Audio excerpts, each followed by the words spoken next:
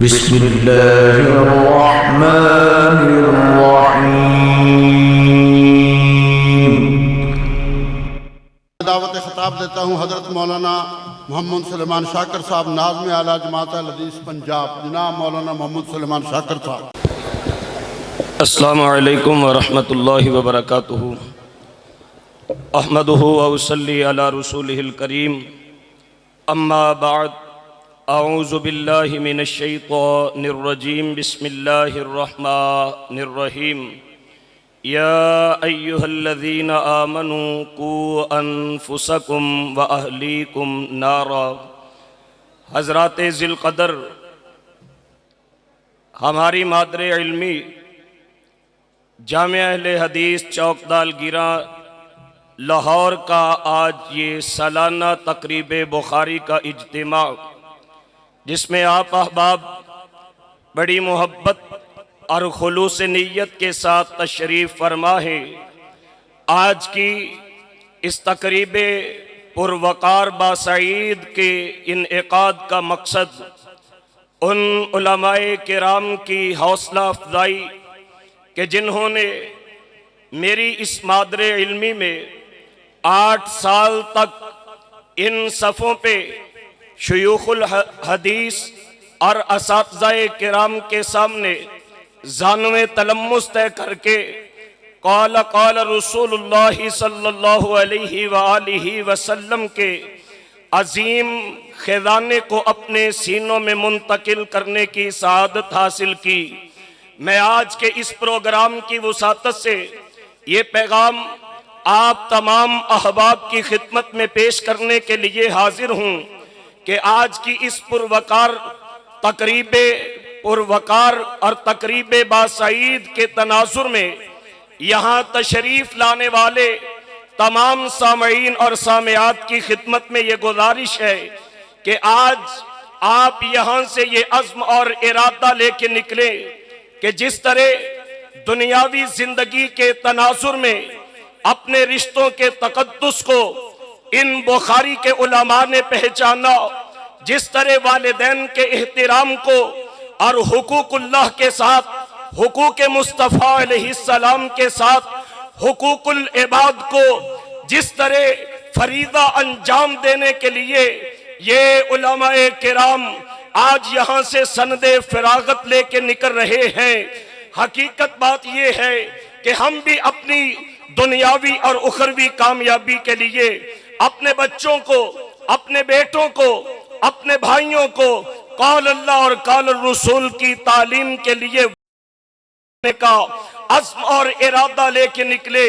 جی حضرت امیر ملت اسلامیہ شیخ الحدیث و تفسیر وارث مسند محدث روپڑی حافظ عبدالغفار روپڑی حافظہ اللہ نے اور مناظر اسلام وارث مسند سلطان المناظرین حضرت حافظ عبدالوہاب روپڑی حافظہ اللہ سمیت ہمارے اساتذہ نے اس مادر علمی سے ہماری یہی تربیت فرمائی، یہی تلقین فرمائی کہ دنیا کے رشتے اپنی جگہ پہ، اصل رشتوں کی وفا نبھانے کا گر وہ جانتا ہے کہ جو اللہ اور اللہ کے رسول کی تعلیمات کو سینوں میں سجا کے نکلتا ہے۔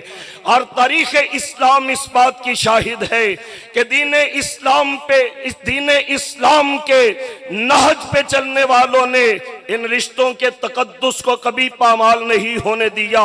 کہیں مجھے محبوب کبریا کی ایک صحابیہ کی مثال یاد آتی ہے، گھر میں بیٹھے اپنے خاوند سے کہنے لگی مجھے طلاق چاہیے۔ خاوند تعجب اور حیرانگی کے اضطراب میں سوال کرتا ہے، کیا میں تیرا نان نفقہ پورا نہیں کرتا؟ کیا میں تیرے حقوق و واجبات پورے نہیں کرتا؟ کیا میں تجھ پہ محبت نچھاور نہیں کرتا؟ وہ میرے نبی کی صحابیہ کہنے لگی سارا کچھ اپنی جگہ پہ بجا ہے لیکن مجھے طلاق چاہیے۔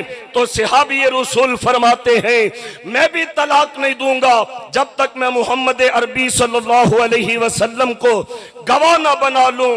حضرات، یہ دونوں میاں بیوی گھر سے نکلتے ہیں، رستے میں میرے نبی کے صحابی کا پاؤں لڑکھڑایا، گر پڑے، گھٹنے پہ گہرا زخم آیا، خون رسنے لگا، بیوی کہنے لگی چلیے مجھے طلاق کی ضرورت نہیں۔ صحابی حیرانگی کے عالم میں پوچھتے ہیں پہلے خود ہی طلاق کا مطالبہ کر رہی، پھر خود ہی طلاق سے انکار کر رہی ہے۔ کہنے لگی بات یہ ہے کہ میں کافی عرصہ سے دیکھ رہی تھی آپ کو کوئی تکلیف، کوئی دکھ، کوئی مصیبت، کوئی آزمائش، کوئی امتحان نہیں پہنچا، اور رب کے قرآن کا وعدہ ہے اللہ اپنے پیاروں کی آزمائش فرماتے ہیں۔